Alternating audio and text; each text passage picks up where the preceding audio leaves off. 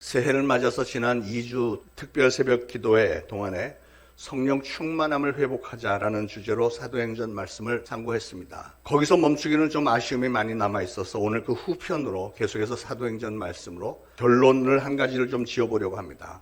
특별 새벽 기도에 참석하신 분들은 물론이고 참석을 하지 못한 분들도 오늘 말씀에 많은 은혜가 있기를 바랍니다.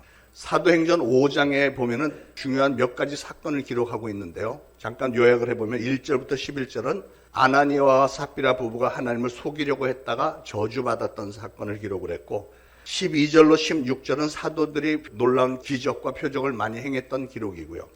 17절은 사도들이 사명을 잘 감당하다가 박해를 당해서 감옥에 투옥됐다가 하나님의 기적적인 배려로 탈출했던 사건이 기록되어 있고, 33절 이하에는 참으로 의외로 그래도 양심적인 율법 교사가 하나 있었는데 가말리엘이라고 하는 사람이 사도들의 행적을 변호를 해준 기록까지도 있습니다. 자, 그래서 5장에 나오는 이 사건들을 쭉 보면 여기서 흐르는 메시지가 하나 있는데, 그게 뭐냐면 우리가 예수 그리스도의 복음을 전파하는 사역을 감당하고자 하면 반드시 악한 마귀는 사람들의 마음을 뒤집어서 시기 질투하게 하고 우리를 박해하게 돼 있는데, 그럼에도 불구하고 우리가 끝까지 믿음을 잘 지키고 사명을 잘 감당하면 성령님은 아주 놀라운 기적적인 은혜와 축복을 부어주신다고 하는 사실입니다. 미국의 큰 공업도시의 후생사업국의 한 여직원이 빈민가에서 일을 하게 됐습니다. 그러다가 이 여직원이 하루는 12살쯤 되는 한 절름발이 소년을 만나게 됐는데, 이 여직원이 그 소년에 대해서 동정심이 날로 극해졌습니다. 참 불쌍하다. 내가 좀 도울 수 없을까? 이 소년이 어떻게 해서든 좀 걸었으면 좋겠는데 하고 수소문하다가 시내 유명한 정형외과 의사를 찾아가서 그 소년에 대해서 깊은 애정과 관심을 호소를 했고, 얘를 어떻게 해서든지 좀 걷게 해주고 싶은데요. 그랬더니 그 의사가 감동을 받고 무료로 온 정성을 다해서 이 아이를 수술을 해줬고, 이 여직원은 정성을 다해서 간호를 해줬다고 합니다. 마침내 소년은 목발을 짚지 않고도 걸을 수 있고 뛰기까지 할 수 있을 정도가 됐는데, 그 이후로 세월이 좀 흘러서 중년 부인이 된 이 후생국 직원이 우연히 길에서 그 아이를 수술해준 의사를 만났습니다. 그랬더니 의사가 반가워서 소년에 대해서 묻습니다. 그때 그 소년 지금은 뭐 하고 있죠? 혹시 의사가 됐나요? 아니요. 혹시 과학자가 됐나요? 아니요. 그럼 뭐? 부인이 머뭇거리면서 대답을 합니다. 그는 지금 감옥에 가 있습니다. 살인죄로 형기를 살고 있습니다. 박사님, 저는 그를 걷게 해주려고만 애를 썼지 그가 걸어가야 할 방향이 어디인지 가르치는 것을 잊고 말았습니다. 죄송합니다. 이렇게 얘기를 합니다. 사랑하는 여러분, 새해를 시작하면서 신앙의 좀 결단을 하시면서 여러분의 자녀들을 위해서도 이 세상을 살아가는 방법보다도, 걷는 방법보다도 우리가 걸어가야 할 방향과 목적지를 올바르게 가르쳐 주시기를 바랍니다. 특히 마귀가 자기 마지막 날이 가까운 줄 알고 기승을 부리고 있는데요. 이 악하고 험한 세상에서 신앙교육을 정말 철저하게 잘해서 하나님의 사랑과 말씀으로 앞으로 이 소중한 인생길에 걸어가야 할 방향과 목적지를 여러분의 자녀들에게 확실하게 좀 가르쳐 주시길 바랍니다. 그러지 않는다면 아까 그 절름발이 소년과 같은 그런 안타깝고 슬픈 결과를 피할 길이 없다는 거예요. 이 세상은 너무나도 험한 세상이 되어버렸습니다. 악한 마귀가 정말 이 마지막 시대에 기승을 부리고 있는 것이 눈에 보이지 않습니까? 오늘 본문에 보니까 베드로와 사도들이 열심히 복음을 증거했습니다. 그들은 목숨을 걸고 증거를 했고 성령의 능력을 힘입어서 열심히 나가서 예수 그리스도를 증거를 했습니다. 그랬더니 병자들이 낫고 귀신 들린 사람들에게서 귀신이 쫓겨나가고 수많은 기적과 표적들이 막 나타났습니다.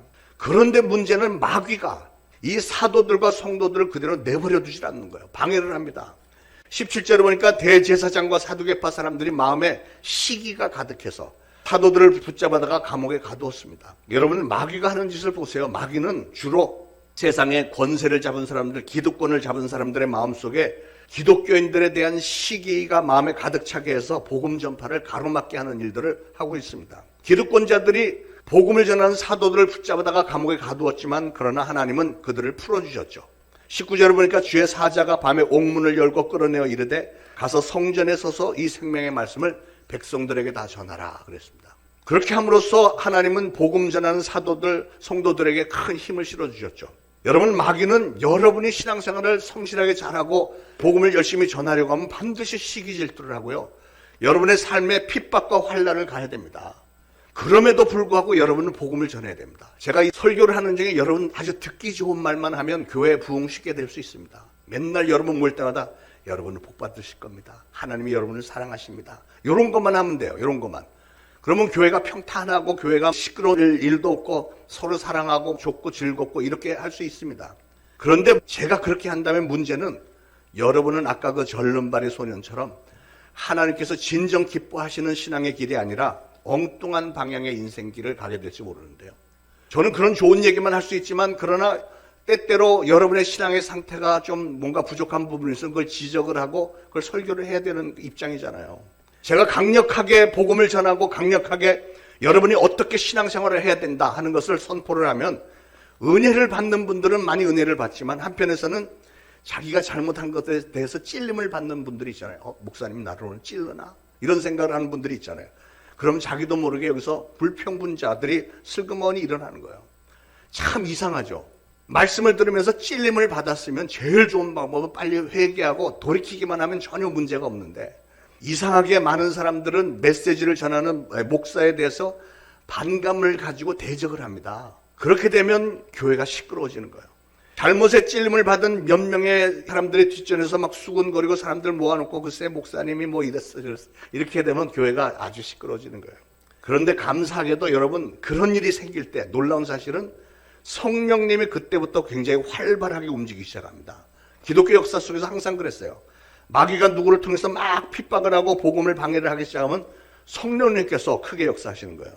성경을 보시면 사람들이 마귀를 기쁘게 하면 세상에 그렇게 큰 문제가 생기지 않습니다.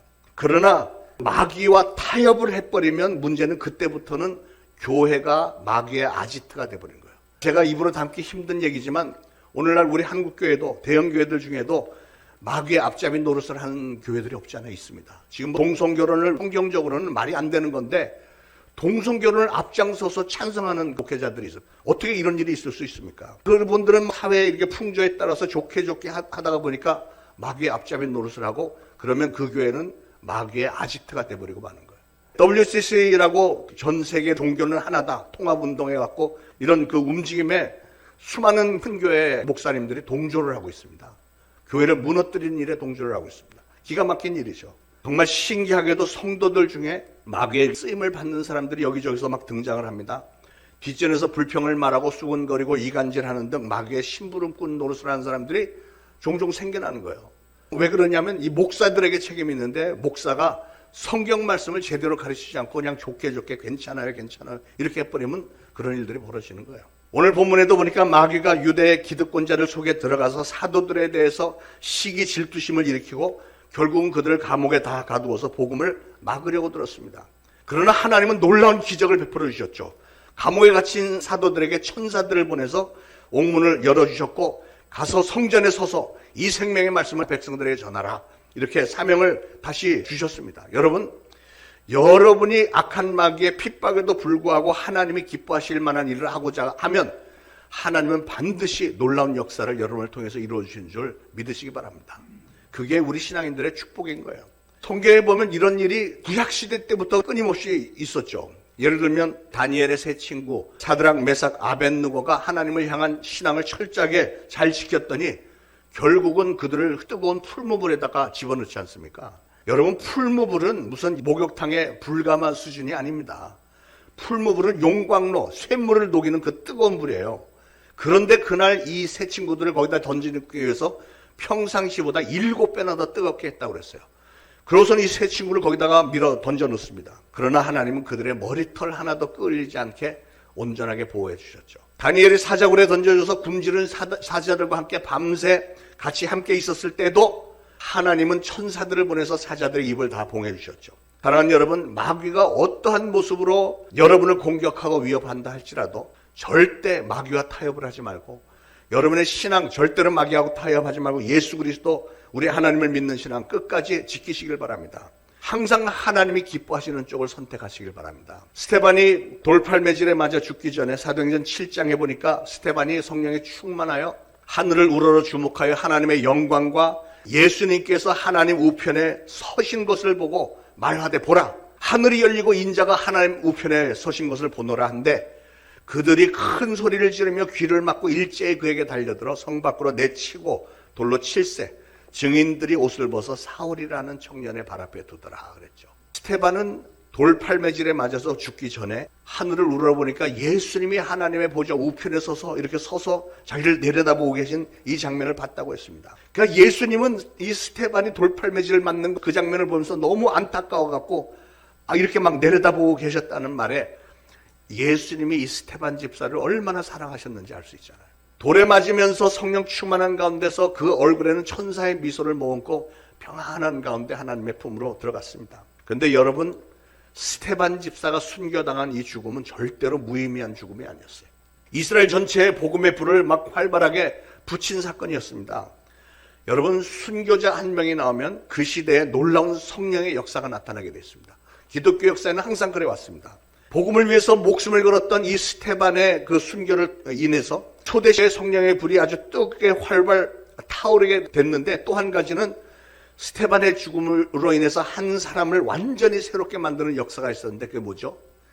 바로 집요하게 예수 믿는 사람들을 핍박하고 죽이고 결국은 스테반을 죽이기까지 했던 사울이라고 하는 악한 마음을 품었던 사람이 완전히 변화가 돼서 기독교 역사상 가장 위대한 사도 바울이 된 사건입니다. 사울은 스테반을 죽이는데 가담한 정도가 아니라 주동자였습니다. 사울이 스테반이 죽은 것을 마땅하게 생각하면서 사도행전 9장에 예수 믿는 사람들 더 많이 체포하기 위해서 다메섹으로 가던 도중에 결국은 부활하신 예수님을 그 다메섹 도상에서 만나게 되잖아요. 우리 교회 다메섹에 만난 캠프 이름이 바로 이 장면에서 나온 겁니다. 호련히 하늘로부터 빛이 그를 둘러 비추는지라 땅에 엎드려져 들음에 그 도상에서 찬란한 빛이 내려와서 사울은 눈이 멀게 됐다고 그랬어요. 그때 하늘에서 들려온 음성이 뭐예요? 사울아 사울아 네가 왜 나를 핍박하느냐. 아마 사울 정말 기겁을 했을 것입니다. 아마도 덜덜덜덜 경기를 일으키지 않았을까요?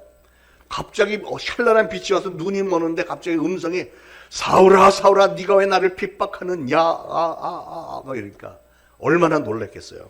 그래서 주여 니시오니까 나는 네가 핍박하는 예수다. 그 장면에서 그 순간 이 사울은 완전히 뒤바뀌어져 버리죠. 그래서 사울이라고 하는 옛사람은 죽고 바울이라는 새로운 사람이 태어난 겁니다. 자기의 인생을 완전히 180도 하나님께로 방향 전환을 해서 앞으로 자기의 남은 인생을 예수 그리스도를 증거하는 일을 위해서 헌신을 했습니다. 사도 바울이 가는 곳마다 놀라운 역사가 일어났습니다. 그가 가는 곳마다 마귀가 또 시기하고 핍박을 하고 바울을 죽이려고 들었지만 가는 곳마다 놀라운 성령의 역사가 막 일어난 거예요. 하나님의 성령의 역사는 마귀하고는 비교가 되지 않게 강력했습니다. 사도 바울이 사도행전 14장에서 복음을 전할 때 유태인들이 스테반을 죽였던 것처럼 사도 바울에게 돌을 던져서 맞아 죽었습니다. 맞아 죽었다고 생각하고 이 사람들이 성 밖으로 사도 바울을 내버렸는데 하나님은 그를 다시 살려주셔서 바울이 일어나서 또 전도하러 나갔죠. 근데 여러분, 돌팔매질을 당해서 죽어갈 때 사도 바울은 무슨 생각을, 누구를 떠올렸을까요? 분명히 자기가 전에 죽였던 스테반을 생각하지 않았겠어요. 그래서 사도 바울은 거기서 곧바로 일어나서 그냥 곧바로 또 전도하러 나갑니다. 왜냐하면 자기가 죽였던 스테반을 생각할 때 너무 미안함, 죄송한 마음이 있고 또 주님으로부터 부르심을 받은 이 사명감이 너무 투철하다 보니까 내 생명이 붙어있는 한 또 간다 그러고 전도하러 나가는 거죠. 사도 바울이 예수님을 만나고 헌신한 지 17년 만에 이런 고백을 했습니다. 나는 죄인 중에 괴수요, 사도 중에 제일 작은 자고 지극히 작은 자 중에 작은 자라 만삭되지 못하고 태어난 자다. 이렇게 고백을 했습니다. 그렇게 고백을 했을 때 사도 바울이 누구를 생각했을까? 제가 개인적으로 생각에는 분명히 스테반을 생각을 했으니까 그런 얘기를 했을 것 같아요. 스테반을 떠올릴 때마다 사도 바울의 마음은 얼마나 죄송한 마음이었겠으며, 그랬기 때문에 사도 바울은 계속해서 항상 제일 낮은 자리에서 겸손하게 사람들을 섬길 수 있었던 겁니다. 그런데 여러분, 스테반의 죽음은 사도 바울을 탄생시키기로 끝난 게 아닙니다. 더 기가 막힌 일이 있어요. 마침내 안디옥 교회를 만들어내는 일에 스테반의 죽음이 큰 역할을 합니다. 사도행전 11장에 보니까요, 그때 스테반의 일로 일어난 환란으로 말미암아 흩어진 자들이 베니게와 구브로와 안디옥까지 이르러 유대인에게만 말씀을 전하는데, 그 중에 구브로와 구레네 몇 사람이 안디옥에 이르러 헬라인에게도 말하여 주 예수를 전파하니 주의 손이 그들과 함께 하심에 수많은 사람들이 믿고 주께로 돌아오더라 그랬어요. 그러니까 스테반이 돌에 맞아 죽은 후에 사도 바울이 주동한 사람들이 돌을 막 치면서 스테반이 죽고 나니까 같은 동료 사도들, 집사들이 깜짝 놀라서 전부 다 도망갔잖아요. 예루살렘 교회가 그렇게 부흥하고 잘 나가다가 이런 핍박이 오니까 전부 다 흩어져 버렸습니다. 도망가 버렸어요. 전부 다른 나라로. 베니게, 구브로, 그리고 어디까지? 안디옥까지 사방으로 흩어졌어요. 그렇게 해서 안디옥에 모였던 사람들이 세운 교회가 바로 안디옥 교회예요. 그런데 그 안디옥 교회가 최초에 선교했던 교회잖아요. 그런데 그렇게 전 세계를 폭발적으로 선교했던 안디옥 교회가 누가 초대 담임 목사였죠? 사도 바울이 담임 목사였어요. 바나바가 그 안디옥 교회로 파송을 가는 중에 사도 바울을 가서 끌어다가 나랑 같이 하자고 데리고 가서 사도 바울을 담임 목사 역할로 세우고 자기는 장로 역할을 하면서 뒤에서 사도 바울의 사역을 도왔잖아요. 거슬러 올라가 보니까 사도 바울이 돌로 때려 죽였던 스테반의 순교로 인해서 사람들이 뿔뿔이 흩어져서 세워졌던 교회가 안디옥 교회인데, 아이러니하게도 그 교회에 사도 바울이 가서 담임 목사를 하면서 엄청난 선교 사역을 하는 거예요. 기가 막힌 하나님의 연출 아닙니까? 저는 이 장면을 생각할 때마다 저도 우리 초대 신앙교회가 그 초대 안디옥 교회처럼만 될 수 있다면 저도 지금 당장 순교하라면 할 수 있을 것 같아요. 믿습니까? 정말이에요. 교회가 정말 안디옥 교회처럼만 될 수 있다면 그것처럼 보람 있는 일이 어디 있겠습니까? 여기서 잠시 오늘 본문으로 되돌아가서 사도행전 5장으로 돌아가서 12절에 보면 교회는 신령한 기적들이 일어나는 곳이라는 사실을 설명을 해주고 있습니다. 15절에 심지어 병든 사람을 메고 거리에 나가 침대와 여 위에 누이고 베드로가 지나갈 때 혹 그의 그림자라도 누구에게 덮일까 바라고 예루살렘 부근에 수많은 사람들도 모여 병든 사람과 더러운 귀신에게 괴로움 받는 사람들을 데리고 와서 다 나음을 얻으니라. 기가 막힌 말씀 아니에요? 성령의 역사가 엄청나게 일어나니까 베드로가 안수해서 병을 고치는데 너무 많이 오니까 줄이 너무 기니까 베드로에게 가까이 가지 못하잖아요. 그러면 병자를 길에다 그냥 쭉 그렇게 눕혀놓으면 베드로가 원체 바쁘니까 그냥 지나가기만 해도 글로 지나가면 그 그림자가 사람들을 이렇게 닿기만 해도 다 나으니라 그랬잖아요. 이게 무슨 무속신앙이나 신비주의가 아니고요. 성경에 기록된 실제로 있었던 성령의 역사의 현장입니다. 여러분, 사도들의 손으로 민간의 표적과 기사가 많이 일어났다는 것은 그게 바로 교회의 본질적인 사명이라는 겁니다. 다시 말해서 교회는 오늘날 어떤 교회들처럼 무슨 추태, 잡음, 속된 사건들 그런 거 좀 없어야 되겠고, 교회는 죄인들이 회개하고 돌아오고 병자들이 고침받고 귀신 들린 자에게서 귀신이 쫓겨나고 성도들이 영적으로 계속 말씀 가운데 성장하는 정말 신령한 기적들이 계속 있어 일어나는 곳이라 된다고 저는 믿습니다. 올해 우리가 사도행전으로 새벽기도를 시작하면서 성령 충만함을 회복하자 하면서 우리 하나님께 간절히 기도하기를 우리 초대신앙교회도 그런 놀라운 성령의 역사가 회복되게 해주세요라고 간절히 기도하는데 감동이 좋습니다. 정말 하나님은 역사해 줄 줄로 믿습니다. 초대교회는 그렇게 기존의 토백이 유태주의자들과의 충돌과 그들의 박해 속에서 성도들의 신앙이 성장을 했고 교회가 부흥을 했습니다. 이런 걸 우리는 눈여겨봐야 됩니다. 여러분, 우리 인간이라는 존재들은요, 환경과 기후변화에 상당히 민감하게 반응을 하고 적응을 하게 되어 있습니다. 신앙도 교회가 여러분의 신앙의 순풍에 돛달고 막 평탄하면 참 좋을 것 같지만 놀랍게도 만약에 그렇게 되면 성도들의 긴장 상태가 풀리기 때문에 영적 나사가 느슨해지고요. 교회들이 그냥 시들시들해집니다. 요즘 목사님들과 코로나 이후로 만나서들 대화를 나눠보면 목사님들의 고심 중에 하나가 그거예요. 코로나 기간 동안에 힘들었죠. 정말 힘들었죠. 많이들 예배 못 나오고 그렇게 힘들었는데 그래서 계속 힘들다가 이제 사회적 거리두기가 완화가 돼서 다 나올 수 있게 됐잖아요. 사회적 거리두기가 완화가 되니까 교회가 더 시들해졌다는 거예요. 왜 그런 현상이 일어날까? 코로나 때문에 정말 힘들었을 때는 그래도 신앙을 붙들기 위해서 이렇게 했다가 이제 사회적 거리두기가 완화가 되니까 이제 끝났구나. 막 손을 터는 모습. 이제는 뭐 괜찮구나. 그러다 보니까 교회 출석도 저조해지고 헌금도 저조해지고 교회 운영하기가 힘들다는 거죠. 이게 한두 교회만 그런 게 아니고 대부분 교회가 지금 다 그렇습니다. 왜 그렇다고요? 영적인 나사가 느슨해져서 그런 거예요. 우리 기독교인들을 영어로 뭐라고 하는지 아세요? 뭐 크리스찬이라고도 하지만 원래 다른 용어로 프로테스탄트라고 합니다. 프로테스탄트. 미국에 신대륙으로 갔던 그 사람들, 청교도인들, 그 사람들이 전부 프로테스탄트였잖아요. 프로테스탄트가 뭐죠? 프로테스트라는 건 저항하다는 뜻이잖아요. 그러니까 기독교인들은 저항하는 사람들인 거예요. 누구에게 저항해요? 마귀에게 저항하는 거예요. 마귀에게. 그러니까 마귀로부터 시련이나 핍박이 닥치면 신앙인들의 특성 중에 하나는 바로 그 마귀의 공격에 맞서서 긴장을 하고 저항하게 되는 거예요. 그래서 성도들이 모여서 우리 기도합시다. 기도해서 막 뜨거운 영적 파워를 받아갖고 성령 충만해지고 그 다음 단계로 복음의 사명감이 불타기 때문에 오히려 마귀의 핍박이 심하면 심할수록 교회는 영적으로 더 부흥하는 역사가 일어나게 돼 있는 거예요. 초대교회가 그랬습니다. 초대교회는 정말로 다양한 은혜와 축복을 받은 교회였어요. 사도행전 2장에서 그들이 성령을 받고 성령 충만함을 받았고 성령의 많은 은사들을 받았기 때문에 그들은 모였다면 놀라운 성령의 역사들, 신령한 기적들이 막 넘쳐났었습니다. 교회가 급속도로 부흥했습니다.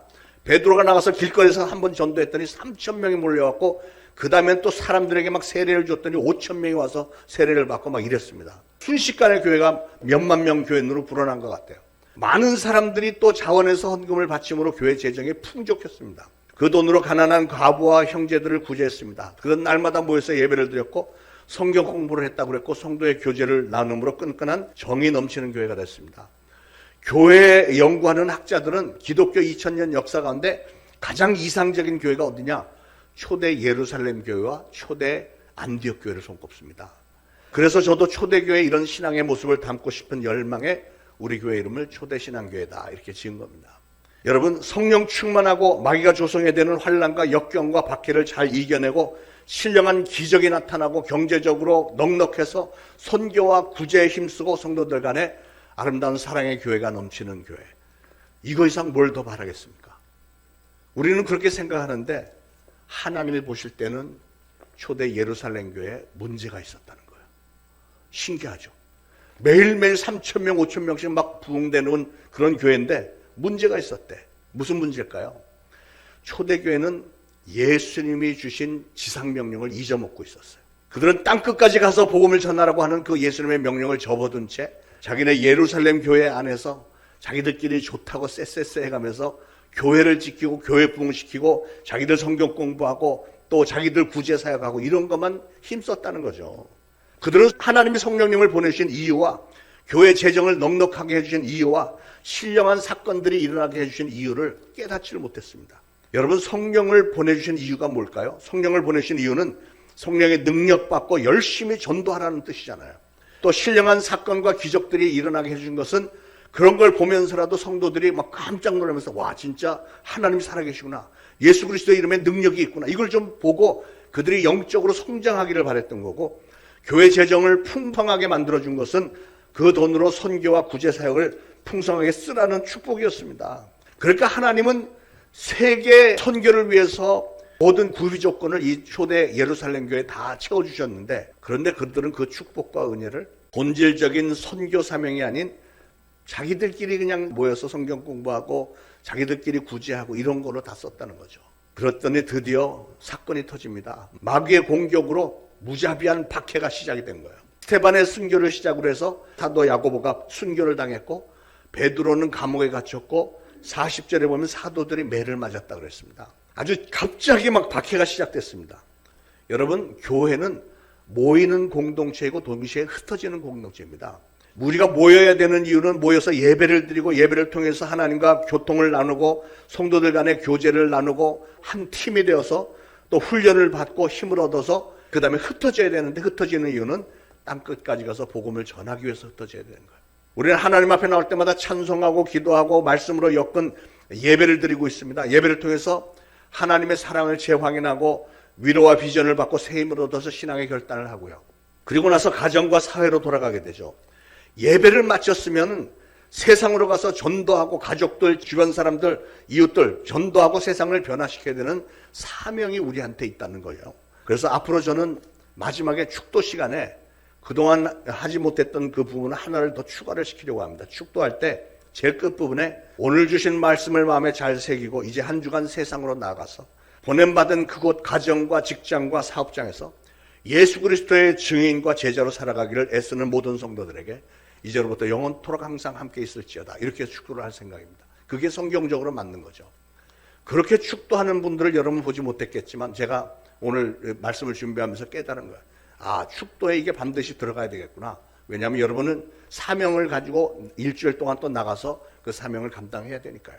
여러분, 우리는 예배를 드리고 나면 흩어져서 복음 사명을 감당을 해야 됩니다. 근데 2000년 전 초대교회 성도들이 사명을 위해서 흩어져서 나갈 생각을 하지 않고 교회에 모여서 자기들끼리만 이렇게 좋아하니까 정말 놀라운 사실은 자기들끼리만 좋아하면 행복해야 될 것 같은데 불평분열이 일어나기 시작하는 거예요. 짜그락짜그락 소리가 나고 막 분열이 일어납니다. 왜냐하면 본질적인 복음사역이 아닌 엉뚱한 일에 시간과 정력을 소모하는 그 모습에 하나님이 이제 간섭하기 시작을 하시는 거죠. 그래서 그들을 흩으신 겁니다. 여러분, 하나님이 여러분에게 주신 시간을 여러분이 하나님의 영광을 위해서 제대로 쓰지 않으면 하나님은 여러분의 시간을 흐트러 버리실 겁니다. 하나님이 여러분에게 주신 재물을 하나님께서 원하시는 일들을 위해서 제대로 쓰지 않으면 하나님 그 재물도 흩어버리시고, 하나님이 여러분에게 주신 재능과 이런 모든 것들을 하나님의 영광을 위해서 쓸 생각이 없다면 하나님은 다 흐트러 버리신다는 거예요. 여러분, 아까 초대에 시작할 때 빈민가의 절름말이 소년에게 그 여직원이 걷게만 해주려고 했지 인생의 목적지와 방향을 제대로 가르치지 않았기 때문에 결국은 그가 살인범으로 감옥에 살게 되었던 것을 보고서라도 우리는 신앙생활을 하되 온전한 방향의 성경적인 신앙생활, 하나님이 기뻐하시는 신앙생활을 해야 됩니다. 하나님으로부터 칭찬 들을 만하고 하나님으로부터 상급받을 만한 신앙생활을 해야 되고 그런 열매를 반드시 맺어야만 됩니다. 자, 결론이 42절에 있습니다. 42절에 보면 그들이 날마다 성전에 있든지 집에 있든지 예수는 그리스도라고 가르치기와 전도하기를 그치지 아니하니라. 사랑하는 여러분, 이것이 바로 오늘 우리 신앙인들이 항상 해야 할 사명인 줄로 믿습니다.